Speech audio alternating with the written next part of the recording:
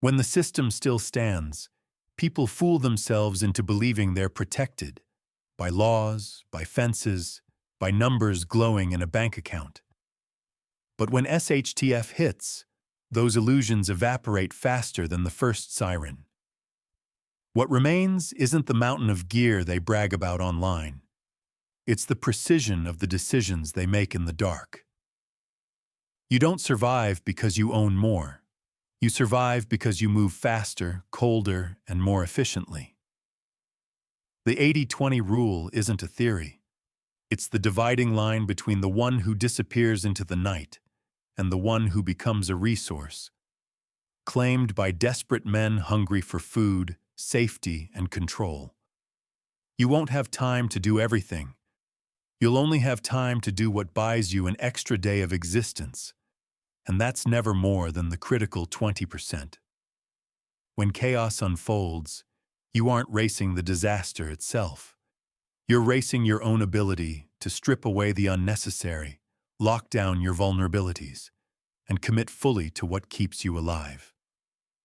Every system collapses for the same reason: energy spread too thin. Every human dies in catastrophe for the same reason. The new world has no patience for waste. When the grid goes dark, you'll see with brutal clarity that 20% of your skills, 20% of your decisions, and 20% of your resources form the thin red line between living and being erased. Everything else is noise, and noise gets people killed. This is where you turn it off. This is where you start operating as a singular entity, cutting, refining, surviving. The 80-20 rule is the only law still standing when all others fall. Most people who call themselves preppers are already defeated long before the first shockwave hits. Not because they lack resources, but because they drown in them. They stack gear without understanding its purpose. They memorize information they will never use under pressure. They build a fantasy of survival instead of a system of survival. And when reality cuts through that fantasy, it cuts deep. Traditional prepping fails because it worships volume over efficiency. It teaches people to accumulate, not to prioritize. It convinces them that owning 50 tools is better than mastering 5. That storing a garage of supplies is better than securing a room of essentials. That complexity equals strength. But complexity collapses under stress. In every real SHTF scenario, civil unrest, grid failure, natural disaster, economic breakdown, the same truth emerges. 80% of what preppers rely on becomes dead weight. Heavy bags, slow movement. Overpacked rooms expose locations. Excess gear reveals intentions. Information overload freezes decision-making. And worst of all, the illusion of being prepared blinds them to their own vulnerabilities. They prepare for comfort, not conflict. They imagine scenarios that play out on their terms, not the enemy's. They forget that collapse is never a peaceful decline. It is a violent redistribution of resources when the unprepared flood the streets, when opportunists hunt quietly, when structure disappears and human nature surfaces. The prepper who built his identity around accumulation becomes the juiciest target. The more he shows, the more he loses. The more he depends on, the more will be taken from him. Survival isn't about how much you have. It's about how little you need to stay operational. Until you strip away the 80% that slows you, exposes you, or ties you to a fixed location, you are not prepared. You are a storage unit waiting to be emptied by someone hungrier. The 80-20 rule wasn't born in survival, but survival is where it becomes lethal. In a stable world, the Pareto principle is a quiet observation about efficiency. In a collapsing world, it transforms into a doctrine, cold, mathematical, unforgiving. It states that a small fraction of your actions create the majority of your outcomes. Translate that into SHTF reality, and the message becomes clear. 20% of your decisions will determine whether you walk out alive or disappear into the debris. When pressure rises and the timeline compresses, the human brain defaults to instinct. But instinct is sloppy. Instinct chases comfort, not efficiency.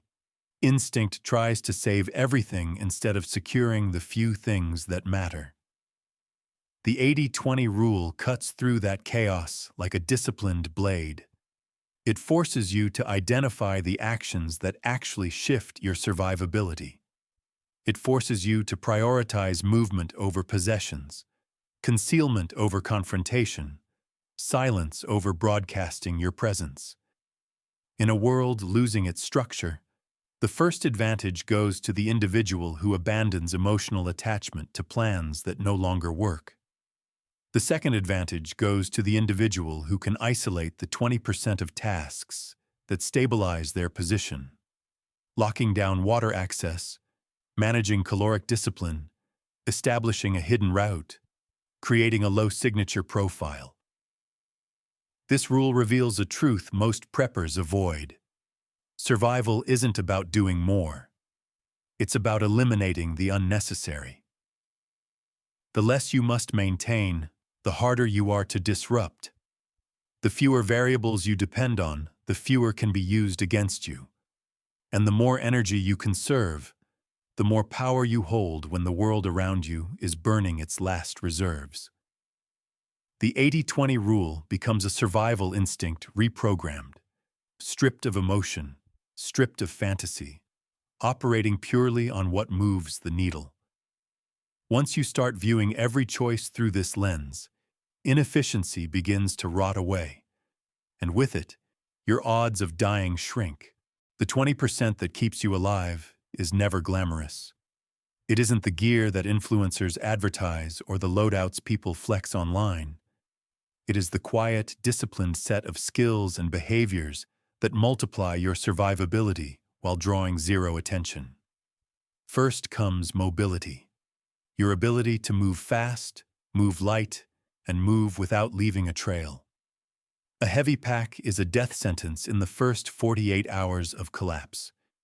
You prioritize what keeps you operational: water access tools, fire starting capability, minimal medical essentials, and a cutting tool you trust under stress. Everything else is noise. When the world fractures, the one who moves is the one who lives. Second is concealment. Not camouflage. Concealment of presence, intention, and resources. You minimize your signature across every channel: visual, auditory, thermal, behavioral. You learn to operate in the shadows, to observe without becoming part of the environment's detectable surface. You reduce patterns. You break routines. You eliminate anything that hints where you sleep, where you store, or where you travel. The difference between being a ghost and being a target is 20% technique and 80% discipline. Third is energy management. Not physical energy alone, operational energy. You make decisions based on return, not effort. You stop fighting battles that don't shift advantage. You conserve calories, movement, time, and exposure. In collapse, the strongest don't survive. The most efficient do. Fourth is threat detection. You develop the habit of scanning before stepping, listening before moving, and predicting before acting. You learn the language of danger: broken silence, unusual stillness, misaligned objects, fresh footprints, behavioral inconsistencies. 90% of threats can be avoided if detected early, and 90% of detection comes from 20% of techniques: awareness, distance, angle, and timing. Fifth is water sourcing. In a long-term grid-down event, water is life and everything else is secondary. You master a few methods: collection, purification, rationing, and concealment of supply points. Preppers lose everything when others discover their water. Survivors disappear before anyone gets close enough to notice it exists. Finally, there is OpSec, the backbone that binds the entire 20% together. You don't advertise. You don't hint. You don't brag. You don't leak information through noise, movement, or habit. You understand that the more someone knows, the more power they have over you. These 6 elements, mobility, concealment, energy management, threat detection, water control, and absolute OpSec, form the 20% that generates 80% of your ability to stay alive. They are simple, but not easy. Minimal, but not optional. When mastered, they turn you from a collector of survival gear into an operator of survival decisions. In SHTF, that is the only transformation that matters. OpSec is where the 80-20 rule becomes a weapon, precise, silent, and merciless. In every collapse, the majority of danger comes from a handful of exposures, and those exposures almost always come from you. Not from enemies, not from chance. Your own noise, your own habits, your own failure to stay invisible.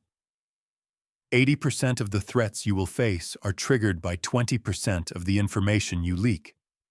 A careless conversation, a visible supply run, a predictable routine, a light at the wrong hour, a sound in the wrong place. In SHTF, information is currency, and the moment you reveal even a fraction of it, someone hungrier will convert it into leverage against you. Weaponizing OpSec begins with the elimination of identity. You stop presenting yourself as a source of resources, protection, or leadership. You adopt neutrality in your face, in your posture, in your voice. You do not appear strong. You do not appear weak. You appear irrelevant. Irrelevant men are not targeted. You reduce your digital footprint to 0. You kill broadcasts, kill signals, kill anything that reveals movement or location. You strip your environment of patterns. No fixed routines, no predictable routes, no consistent times of activity. You become a variable, not a constant. People can only hunt what they can map. Next comes behavioral camouflage. You match the environment without blending in visually. You walk like the crowd when needed, drift like a shadow when alone, and leave no impression that lasts more than a moment. You never reveal intent through gear.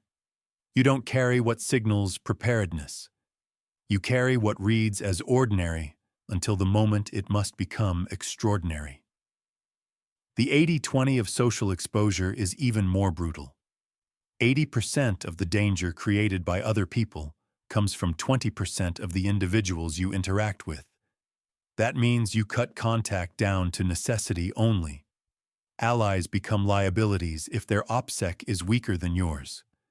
Groups amplify noise. Communities leak information. You operate on a need-to-know basis, and most will never need to know. Then comes resource concealment. You never store everything in one place, never retrieve supplies at consistent intervals, never allow others to witness your access points. Most preppers lose their caches not because someone found them by skill, but because someone found them by observation. A single repeated motion, a single careless glance, a single trail in the dirt. That is enough to mark you for extraction. The final layer is silence, not the absence of sound, but the absence of signals. Silence in the way you move, in the way you think, in the way you plan. Silence in your emotional output. Silence in your reactions when danger rises. The calm man is unreadable. The unreadable man is unapproachable. The unapproachable man becomes a problem not worth solving. Mastering the 20% of OpSec behaviors that create 80% of your invisibility turns you into something most people in collapse never encounter. A ghost with intention. In a world where everyone is screaming for survival, the one who speaks least will live longest. Resource security collapses the moment you treat supplies as possessions instead of liabilities. In every SHTF environment, people don't lose food, water, and fuel because they run out. They lose them because someone identifies a weakness in how they store, protect, or transport them. 80% of resource loss comes from 20% of vulnerabilities, and those vulnerabilities are always the same: visibility, predictability, concentration, and complacency. Visibility is the first failure point. The moment someone can see what you have, you no longer own it. You are merely holding it until someone stronger decides to reclaim it. Stockpiles displayed openly, trash that reveals consumption patterns, paths worn into the ground, heat signatures from cooking or boiling water. All of it paints a target on you. The efficient survivor treats every resource like contraband. Nothing visible, nothing broadcast, nothing left behind for others to interpret. Predictability is the next breach. Retrieving water at the same time each day, accessing caches in a set rhythm, tending to a garden on a fixed schedule. These patterns give away more information than you realize. Humans are hunters by nature, and hunters exploit routine. Break your patterns or someone else will break your perimeter. Concentration is the most dangerous vulnerability because it convinces you that convenience equals control. Storing everything in one place feels secure, until it isn't. One breach, one betrayal, one fire, one forced entry, and your entire lifeline disappears in minutes. The efficient survivor decentralizes, disperses, and rotates. Multiple cache points, multiple access routes, multiple layers of misleading signs to misdirect anyone who tries to track you. Complacency is what finishes the job. It begins the moment you believe your system is safe enough to relax. Collapse punishes relaxation. It punishes anyone who lets their guard down because exhaustion, hunger, or routine convinces them they've solved the problem. Resource security is never solved. It is maintained day after day, movement after movement, decision after decision. The 80-20 rule forces you to acknowledge that only a small fraction of your actions shield the majority of your supplies. Conceal them, distribute them, rotate them, and never reveal access points through habit or carelessness. When you assume someone is always watching, your behavior sharpens. When your behavior sharpens, your resources stay yours.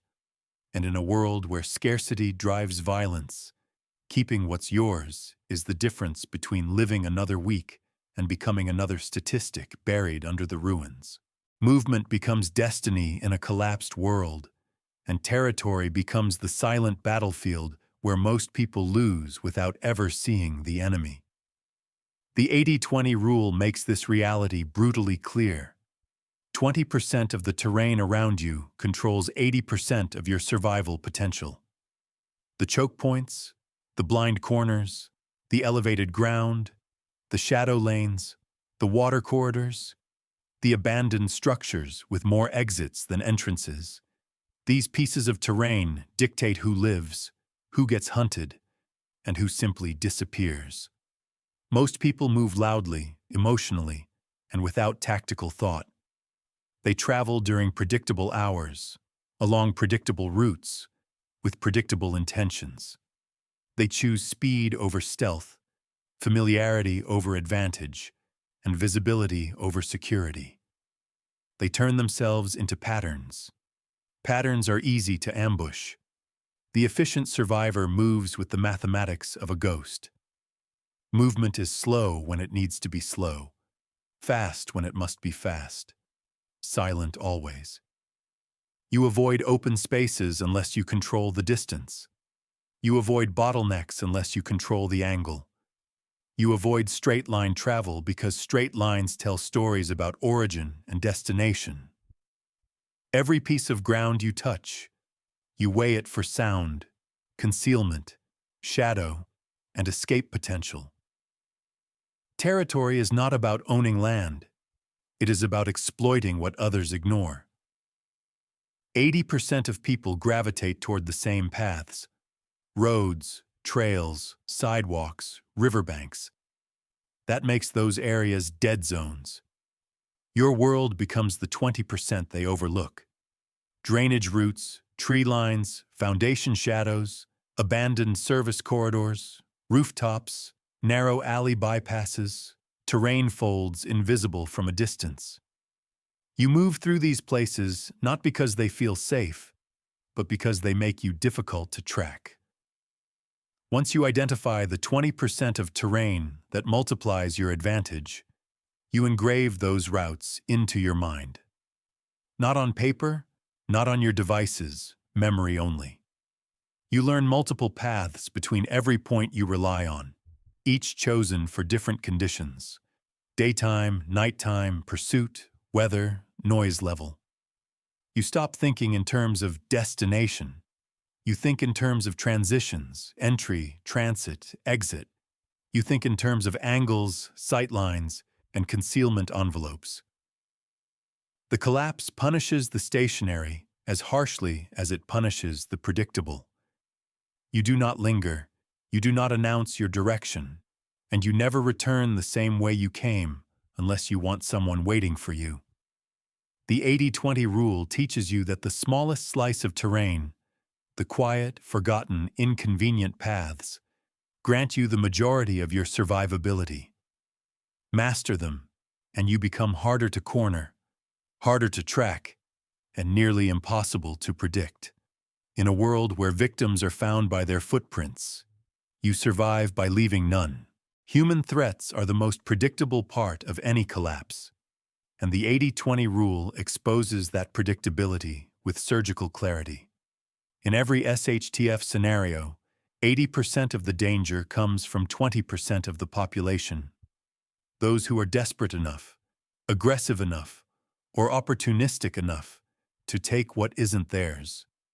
You cannot change this truth. You can only prepare for it, analyze it, and weaponize your understanding of it. Most people imagine danger arriving as chaos, rioters, mobs, looters. But real threats arrive quietly. One individual following you for too long, a group observing your movement patterns, a stranger asking the wrong questions with the right smile. Violence begins long before violence is visible. The efficient survivor learns to read intent the way others read weather.